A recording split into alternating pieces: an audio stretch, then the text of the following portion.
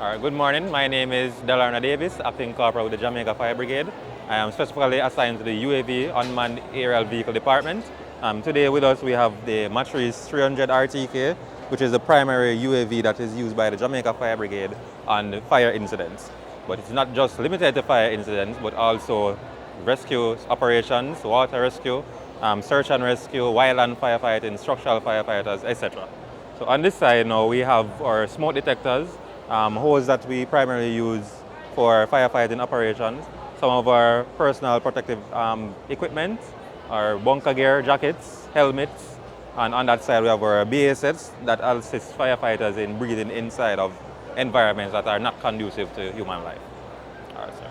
So just to bring us back to the drones, some more interesting features with our Matrice is the thermal capabilities. It's equipped with a Zenmuse H20T thermal imaging camera, which allows firefighters to see hotspots, detect life where it is not easily seen with the human naked eye. So it shows this information using color codes.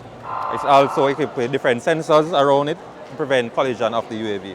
It's also equipped with a wide angle camera, a zoom camera, and a laser rangefinder to tell the difference in the distance between the object that is in view and the drone itself.